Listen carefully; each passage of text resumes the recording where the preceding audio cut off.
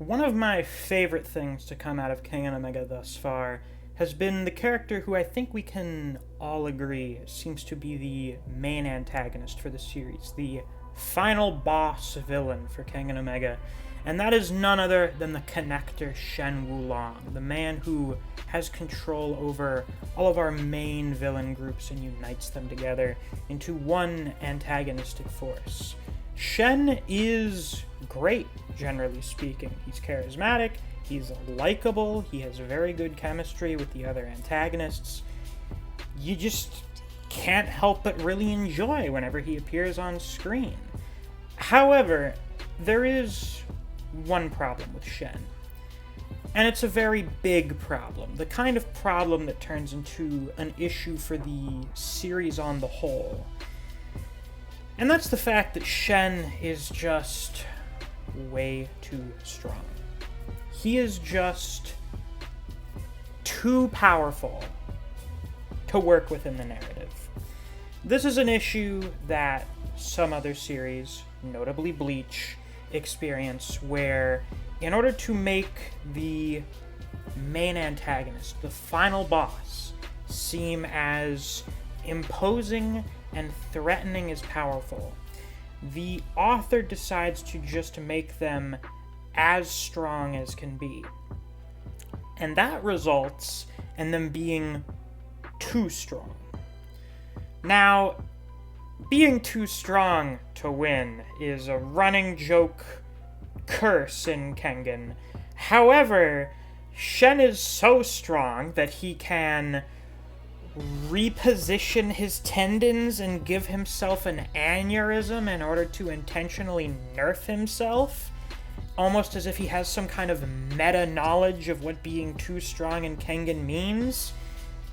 Being able to manually make himself not too strong to win, and therefore making him unquestionably the strongest character in the entire verse. This is a big issue because, at some point, the protagonists are supposed to be able to beat the main antagonist, generally speaking, in a traditional narrative. I don't know how traditional I would say Kengan is, though I also don't know if I would say how good it is as of late. But when you have a character like Shen, that just really doesn't seem feasible. And that's kind of a problem.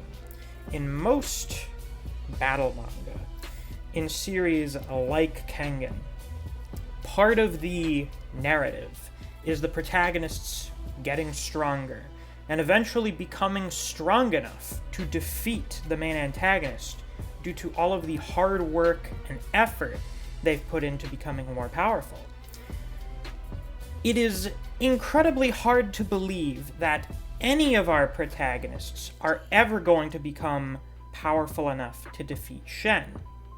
That's a bit of a problem, because Shen is so strong that he gave himself a stroke in order to weaken himself, so that he would be on the level of Gaomukaku, someone who is so strong, according to Oma, that he is like a monster in human form. This is the same Oma who fought Wulong, a person who was once a relative to Kuroki Gensai way in the past and has become far stronger since then, who has fought Kuroki Gensai himself, who for a very long time seemed like the strongest character in Kengan. And this is coming from Oma, who is already very powerful and has become relative to, if not stronger than Kuroki Gensai, over the various time skips that have happened throughout Kengan. And Oma's probably not going to be the one who's going to be fighting Shen. The ones who are really setting up to fight Shen are going to be Koga and or Ryuki, because Ryuki is a clone of Shen, and Koga's Ryuki's friend. Koga really, honestly, doesn't have a ton of narrative reason to fight Shen anyway, yet, though Shen did express some interest in Koga in the past. Those two are much weaker than Oma, despite being not that much younger than him, as far as we can tell.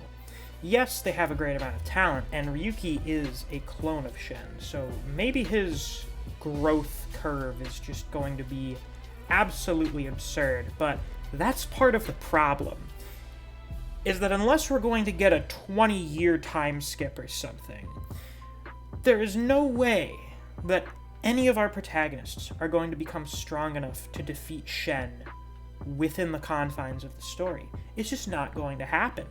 The only other things that can happen is some sort of plot convenience, like a plot device, some sort of silver arrow or something, I don't know, which is very narratively unsatisfying because it's not something that comes about as a result of the hard work and motivation of the protagonists. Or it's going to be things that just don't work on Shen, such as doing sneak attacks, setting up traps, ganging up on him. Even if you take a lot of very strong characters and have them gang up on Shen, he's proven that that just doesn't work on him. What else is there to do? Bring in Fist of the Seeker characters? Just out of nowhere? Guys who have had no reference or build-up in Kengan? What's supposed to happen with Shen? Any sort of potential resolution for the encroaching conflict with Shen just does not seem feasible. Whatever is going to happen has to be contrived. It was the same thing that happened with Eddie, where he just seemed way too strong to be beaten by the people there, so we had to make characters make certain questionable decisions and end up in questionable circumstances so that we could contrive a situation in which he could be killed. Shen is much stronger than Eddie. And, you know, he's going around doing a lot more stuff than Eddie was doing on screen. So, whatever they're going to have to come up with to beat him is just going to boggle the mind. Are they going to set off a nuclear warhead underneath the table he's eating dinner at? What are they going to do? One of the only really feasible outcomes is just them talking him down, because I guess he's kind of a reasonable guy. But how satisfying would that be for a martial arts fighting manga that people read to watch really strong people beat the shit out of each other? Probably not very. So while Shen is very likable, and I like him a lot, he's, you know, one of my favorite new characters in Omega. I'm a big fan of him. When it comes to his role as the main antagonist of the story, he is a very big issue for the series, and I honestly do not know how Sandro is going to resolve that issue in a way that is satisfying for the readers.